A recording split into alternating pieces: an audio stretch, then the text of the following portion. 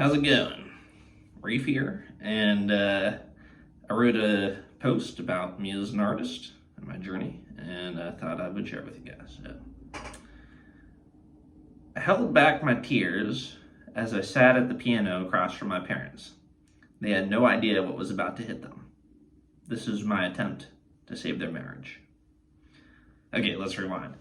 I was born on Easter Day in 1995. And I won a couple of Easter egg hunting competitions when I was a toddler. Okay, that's not super relevant to the rest of the story, but I thought you should know. So I'm the type of dude who tends to go through phases where I kind of get obsessed with things. Like obsessed with things that interest me, like cool shit. When I was about 4 years old, I watched an episode of Goosebumps by R.L. Stine. And I thought it was the coolest shit ever. This led to me drawing a lot of pictures of monsters on just about every surface I could find. So I guess that was my first artistic endeavor. And I thought I found my passion. That is until my 5th birthday, when my parents hired this magician, Roger Lindsay, to my birthday party, and he blew my mind. I had found my passion. So I got every magic book and DVD through elementary school. I saw David Copperfield, for those of you who remember him, live, and I got his 2 VHS, I should say, deluxe set, and I watched it all over again. There's this part with Phil Collins music playing where he's hanging upside down in a straitjacket, and I was like, I want to do that. So I got my sister to put a jacket on me and put it on backwards and then put me in the closet, and I don't even know if I was able to escape from that. So but yeah, I was practically a 9-year-old James Bond. It was a hit with the ladies as well.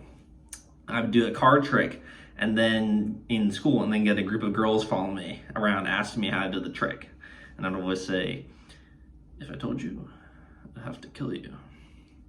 But then one time that ended me in the principal's office. So I needed to find a new passion. So in the summer before 6th grade, I took a week-long juggling class. And I thought it was so cool. So I'd watch all the videos of the international juggling tournaments in awe. And I got all the magazines, and I learned a bunch of tricks, especially with balls. Reverse cascades, Mills mess. Under the leg, behind the back, juggling with rings and clubs. And then I decided I didn't just want to do juggling, but the whole circus gamut. I got into unicycling and extreme pogo sticking. And even picked up this thing called the Chinese yo-yo, which is I believe it's pronounced Diabolo or Diabolo, I don't know. Anyways, my career is set until I discovered the Rubik's Cube. So then I got really into that for about 2 months and could solve one really fast.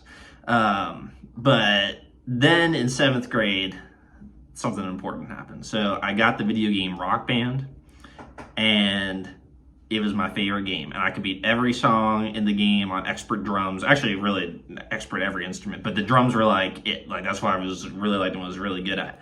And so I had this drum kit chilling in my backyard. We kind of had this one room separate building in my backyard that I called the studio growing up.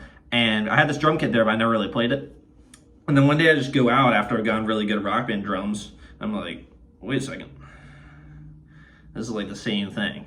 And I realized that Rock Band had kind of taught me how to play drums. So I tell that to all my drum students to just play Rock Band. But yeah, it was my passion. I could actually... I found something I was sticking to for a while, for 6 or 7 years. It gave me a sense of self-expression. I felt like I was developing my own style and kind of have my own voice. And by the end of high school, I ended up first chair drums in all-state jazz band, which is a pretty cool accomplishment.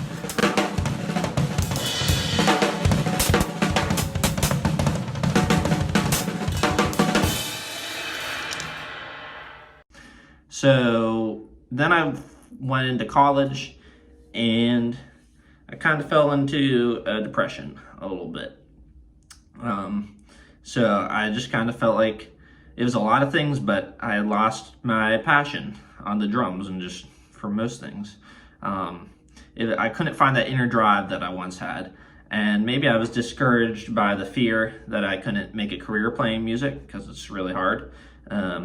Maybe I didn't have a great friend group in college. I had one or two good friends, but not a whole lot of people to play music with like I guess I wanted, or I don't know, I just never really felt like I fit into college very well.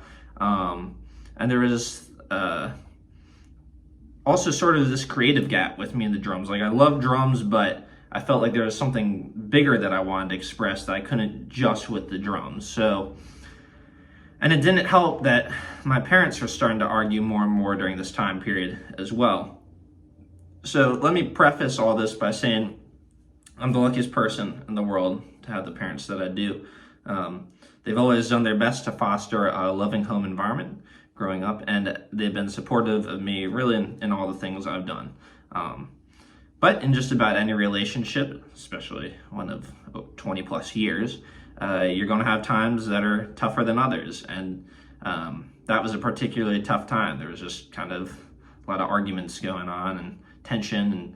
And it was a Christmas Eve that I distinctly remember where I don't really know what the catalyst was, but there was just some argument and there was some loud yelling and verbal sparring coming from upstairs, and then my dad just kind of fiercely stormed outside. And honestly, I wasn't even sure my parents, if their marriage was going to make it. So the next day, Christmas was awkward. We got through it, but it was awkward. And there's a lot of tension in the house, and I needed to get outside. So I walked over to my local college's piano room and started to diddle on the upright piano. So I learned just a bit of keys over the years. As I said, drums were what I've been focusing on, but I kind of would always diddle with it. So yeah, I was sitting there on the piano with tears in my eyes and a lump in my throat.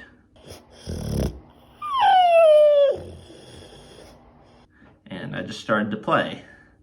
And then I wrote a song. Like I started to put words to the melodies I was writing, and it was kind of a magical moment. I'd never really written a song before, and it just kind of came out of me. I didn't even really know what I was doing, but I think I just had all this emotional tension pent up that had to find some avenue to express itself. And I guess for me, it was in the form of a song. So the next day, I gathered my mom and dad to the practice room and played the song for them.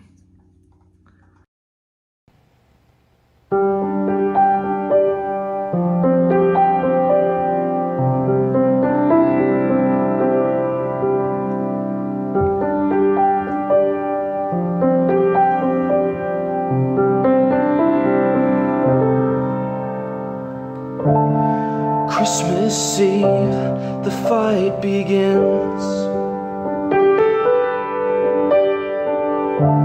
Don't matter who's right, 'cause no one wins.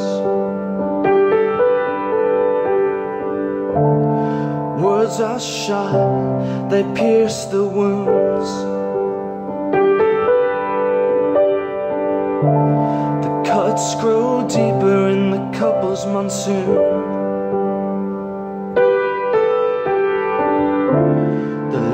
Strong, but time takes its toll. They started on top and now are stuck in a hole. If what goes up must come down, it can be turned around. Love ain't easy, it takes work.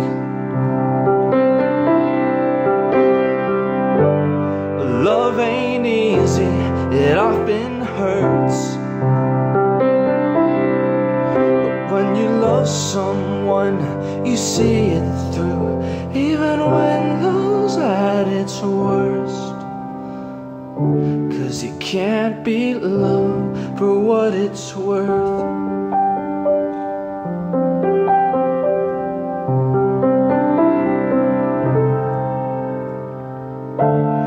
Christmas Day, the aftermath.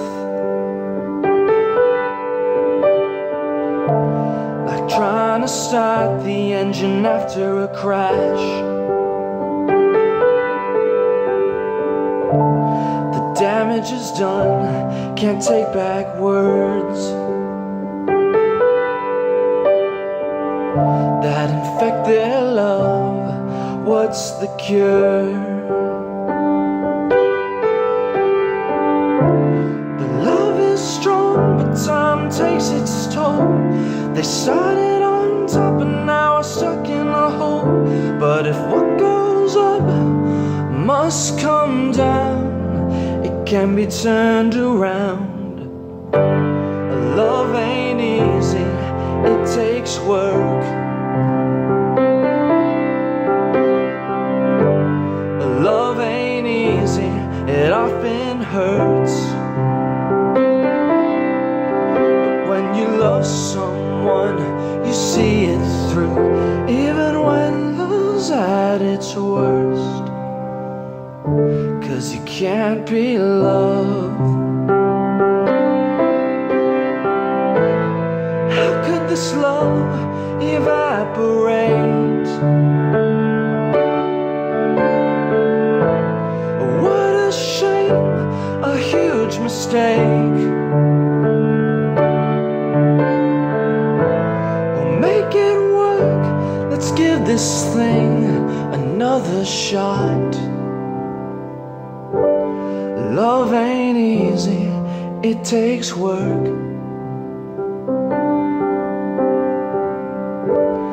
Love ain't easy, it often hurts. But when you love someone, you see it through, even when love's at its worst. 'Cause you can't be loved. No, you can't be loved. Love ain't easy, it takes work. Love ain't easy, it often hurts. But when you love someone, you see it through, even when love's at its worst. 'Cause you can't be loved.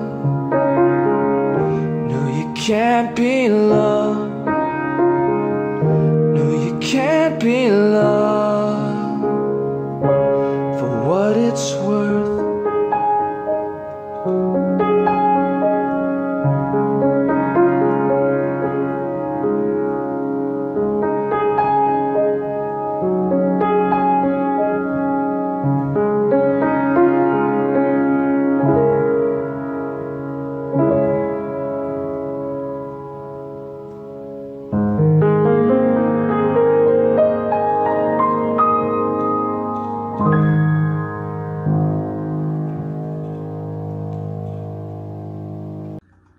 And so I think we were all wiping our eyes afterwards. There was a great release that hit us, like a change of heart, I suppose. And so that moment was a catalyst for me. I witnessed the power one song can make to one person.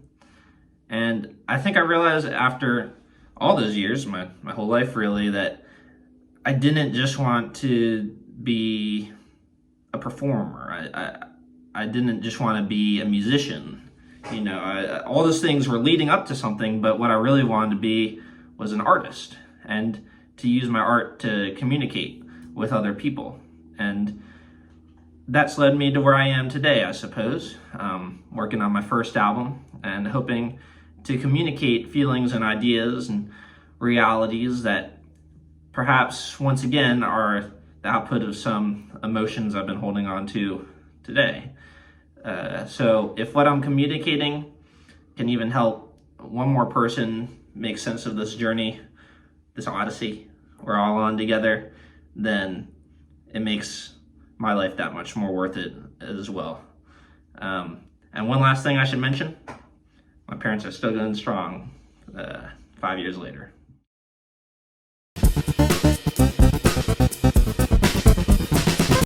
Yeah, guys, thank you so much for taking the time to listen to my story. I never take these things for granted because time is a valuable commodity. You're awesome.